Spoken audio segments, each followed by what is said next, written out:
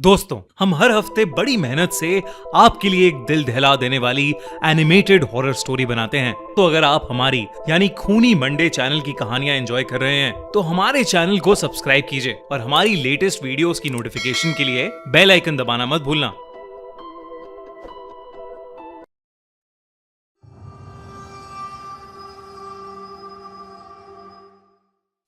रात के 2:30 बज रहे थे। खून जमा कर देने वाली सर्दी थी उस रात।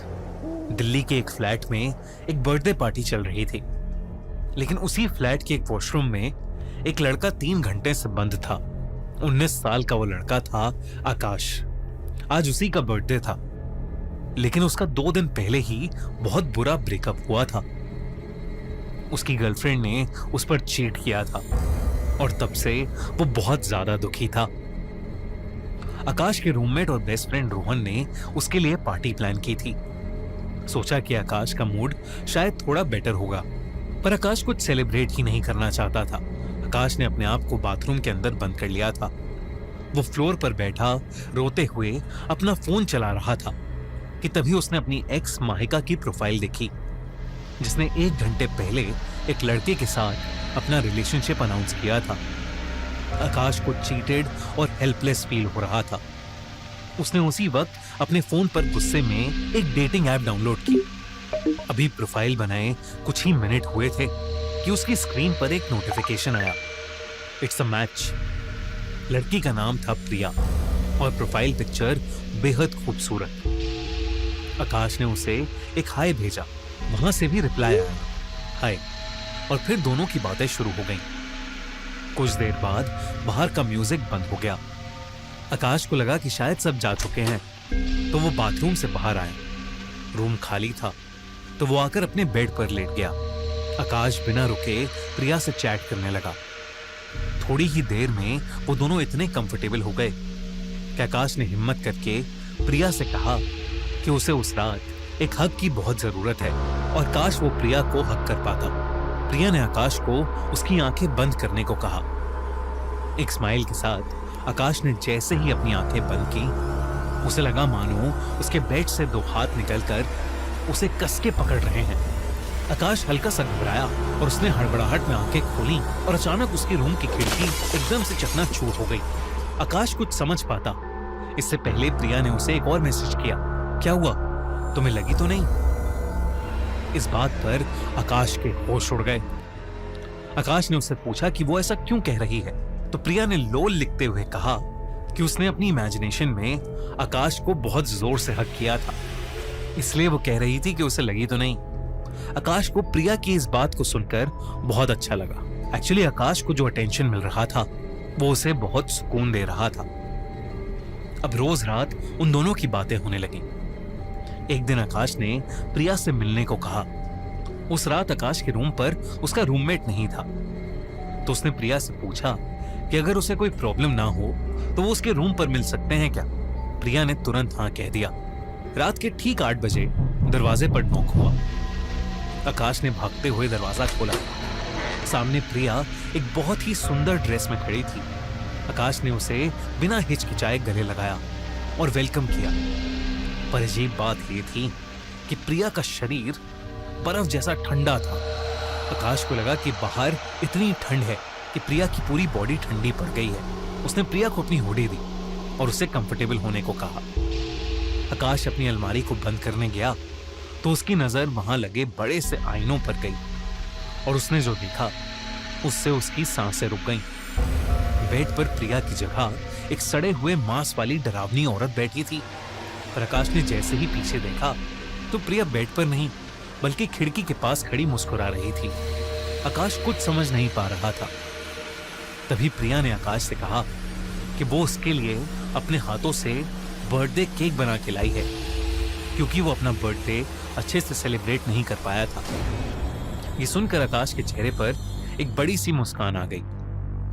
आकाश ने केक कट किया और दोनों ने एक दूसरे को केक खिलाया। दोनों बेड पर साथ बैठे बातें कर रहे थे कि अचानक आकाश को कुछ अजीब सा लगा और वो वॉशरूम की तरफ भागा। आकाश जैसे ही वॉशरूम गया उसे अपने पेट और गले में एक अजीब सा दर्द होने लगा।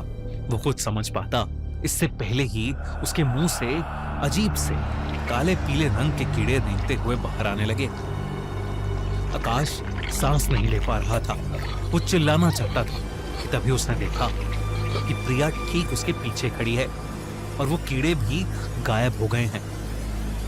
आकाश सहम गया।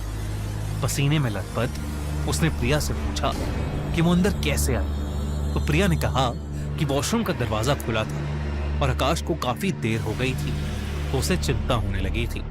आकाश को लगा कि शायद उसे फूड पॉइजनिंग हो गई है। उसने प्रिया से डेट स्पॉइल करने के लिए माफी मांगी और उसने कहा कि शायद उसे अभी रेस्ट करना चाहिए। प्रिया ने उसे एक प्यारा सा हग करके वापस जल्दी मिलने को कहा और वो वहां से चली गई।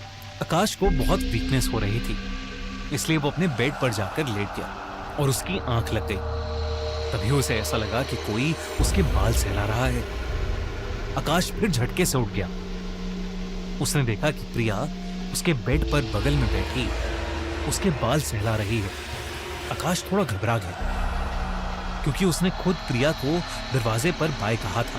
प्रिया ने उससे कहा कि उसका फोन यहीं रह गया था और आकाश ने गलती से दरवाजा खुला छोड़ दिया था। जब वो वापस आई तो आकाश दर्द में लग रहा था और इस हालत में वो उसे छोड़कर नहीं जाना चाहती थी। आकाश के लाख मना करने पर भी प्रिया नहीं मानी। आकाश को ठंड से कपकपी आ रही थी। प्रिया ने उसे बुखार की दवाई दी और 2-3 कंबल उड़ाते हुए सोने को कहा। कुछ देर में आकाश को नींद भी आ गई। सुबह जब आकाश की नींद खुली तो उसने देखा कि पूरे कमरे की दीवारों पर खून से सने पैरों के निशान हैं। तभी उसे बाथरूम से किसी लड़की के रोने की आवाज आई। वो डरता डरता उठा और बाथरूम के पास गया। बाथरूम के दरवाजे से उसने देखा कि वही भयानक औरत जिसे उसने पिछली रात बेड पर देखा था, वो बाथरूम में शीशे के सामने खड़ी रो रही है और उसकी आंखों से खून बह रहा है। आकाश घबराहट के मारे अपने फ्लैट से बाहर भागा और सोसाइटी के गार्ड को लेकर वापस आया, पर अब सब एकदम नॉर्मल था। न दीवारों पर कोई निशान थे, न ही कोई औरत बाथरूम में।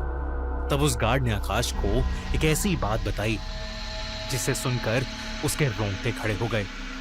उसने कहा कि आकाश के फ्लैट में आने से पहले कई साल तक वो फ्लैट खाली था क्योंकि उस फ्लैट के बाथरूम में एक लड़की की लाश मिली थी। जब आकाश ने उस गार्ड से लड़की का नाम पूछा तो गार्ड ने नाम बताया, प्रिया। ये सुनते ही आकाश के पैरों तले जमीन खिसक गई। उसने जब गार्ड से डरते हुए पूछा कि कल रात जो लड़की आई थी क्या उसकी शक्ल उस मरी हुई लड़की से मिलती थी, तो गार्ड ने कहा कि कल रात सोसाइटी में आकाश के फ्लैट के लिए किसी की भी एंट्री नहीं हुई थी। ये सब सुनकर आकाश की सांसें ऊपर नीचे हो रही थी। अगर प्रिया मर चुकी थी तो वो इतने दिन किसके साथ था? जैसे ही गार्ड उसके फ्लैट से गया उसे प्रिया का फोन आया। आकाश उसे देखकर डर से कांपने लगा। आकाश ने फोन काटा और अपनी डेटिंग ऐप भी डिलीट कर दी। जब प्रिया का फोन नॉन स्टॉप बजे जा रहा था तो आकाश ने अपना फोन ही ऑफ कर दिया। आकाश जल्द से जल्द वो घर छोड़ना चाहता था, इसलिए वो अपना एक बैग पैक करके घर से बाहर जाने लगा। लेकिन जैसे ही उसने अपने कमरे का दरवाजा खोला, प्रिया ठीक उसके सामने खड़ी थी। प्रिया गुस्से में थी। उसने आकाश से कहा कि वो उसका फोन क्यों नहीं उठा रहा था। धीरे धीरे वो इतना गुस्सा हो गई कि उसका चेहरा बदलने लगा और फिर वही हुआ जिसका आकाश को डर था। प्रिया उसी भयानक औरत में बदल गई और उसने आकाश को उसकी गर्दन से पकड़कर हवा में उठा लिया। वो गुस्से में आकाश के ऊपर चीखने लगी, इस बार मैं तुझे कहीं नहीं जाने दूंगी। आकाश प्रिया की ऐसी हालत देखकर सुन्न पड़ चुका था। उसकी सांसें खत्म हो रही थी कि तभी घर में रोहन आ गया और वो औरत रोहन को देखते ही हवा में कहीं गायब हो गई। आकाश ने सारी बात रोहन को बताई और उन्होंने वो फ्लैट तुरंत छोड़ दिया। आकाश एक नए फ्लैट में शिफ्ट हो गया था। कुछ महीने बीत चुके थे। सब कुछ एकदम नॉर्मल सा हो गया था। आकाश भी प्रिया वाला हादसा ऑलमोस्ट भूल चुका था। लेकिन एक रात जब आकाश घर पर ऑफिस का काम कर रहा था, उसका बंद फोन अपने आप ऑन हो गया और उस पर एक नोटिफिकेशन आया, इट्स अ मैच। उसने कांपते हाथों से फोन उठाया तो उसके फोन का फ्रंट कैमरा ऑन था और उस कैमरे में दिख रहा था कि उसके ठीक पीछे एक लड़की खड़ी थी, और वो लड़की कोई और नहीं, वो थी रिया। अगर आपको एक कहानी अच्छी लगी तो हमारा चैनल खूनी मंडे सब्सक्राइब करना बिल्कुल मत भूलिएगा।